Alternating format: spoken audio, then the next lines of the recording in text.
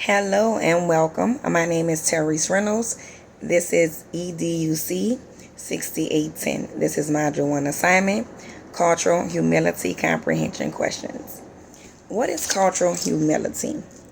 Cultural humility is an awareness of being open to experiences of others and cultural identities, beliefs, and values. So as I watch the videos and I read over the materials, cultural humility really is just understanding, appreciating, and being open to the differences of your students, their cultural values, beliefs, opinions, and making sure that they are in a space where they are safe, where they're loved, and they feel comfortable to express themselves, no matter what their nationality is, their race is, or their ethnicity.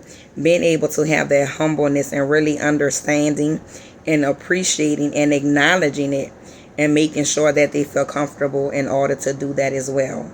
That basically is what it is. I think of awareness, being aware and respectful of it, and allowing themselves and you as a teacher to be able to express those cultural differences, values, and beliefs.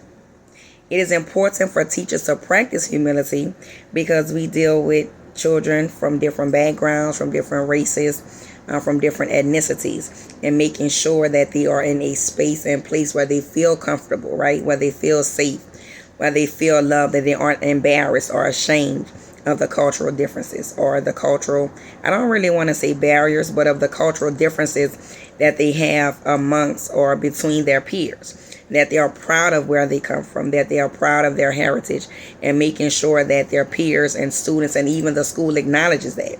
I know we recently celebrated National Hispanic Month, right?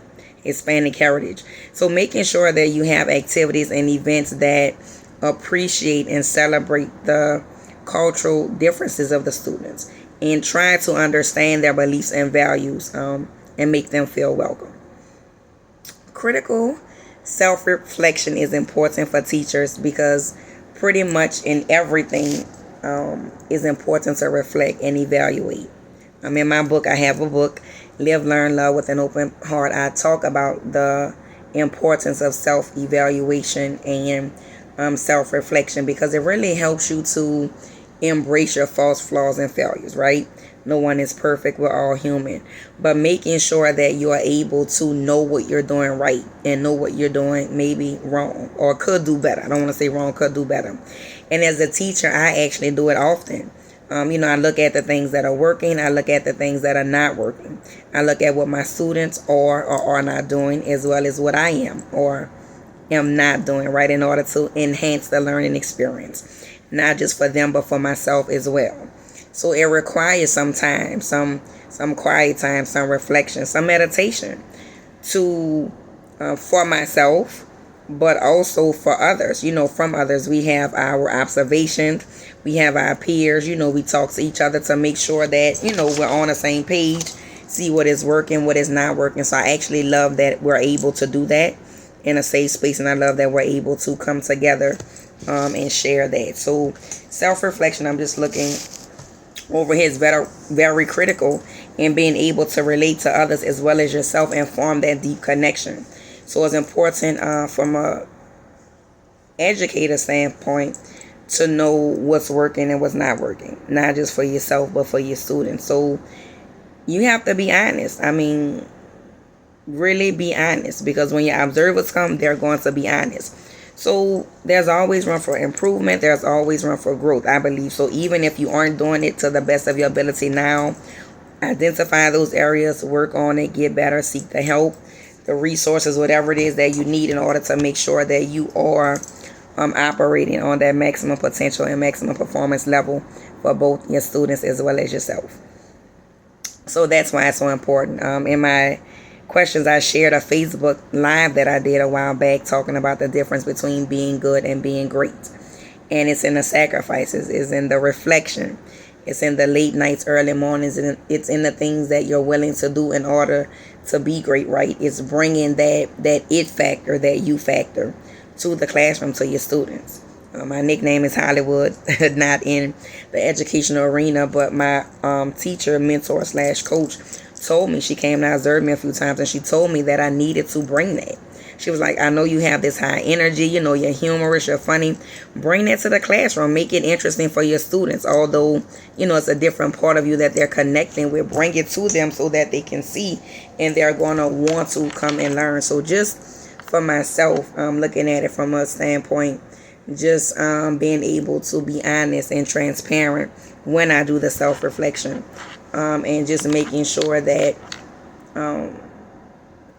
I really look within myself in order to get better, because I really want to be a better teacher, a great teacher.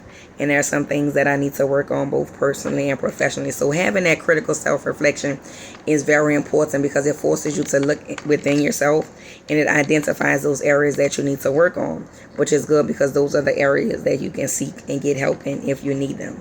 So I actually love this module. It really made me look within myself, look at my students, and how I am going to service them better by trying to understand their cultural beliefs and values, those that are different from my own, accepting them, embracing them, and actually celebrating them for my students to become more comfortable in actually who they are, not being afraid of their identity and their cultural beliefs and values. So making sure that I hold myself and my students accountable.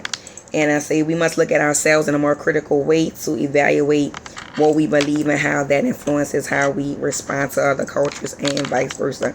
And as a teacher, I referenced the TED Talk with Dr. Mosley that I love. She talked about her experience when they went to Chinatown and the food, and it really just makes you more aware of other cultures and appreciate being an American. I know we have this mindset, that we have this thing that people feel about Americans, and we are not all like that. But just being more mindful, right? More tolerant, more accepting. Well, not tolerant, I'm sorry. More appreciative and more accepting and embracing other cultures that really make us who we are, right? Because we're a gumbo pot, we're a mixture. So just making sure that we embrace that, celebrate that, to give our students the best learning experience and life experience that they can have. Thank you.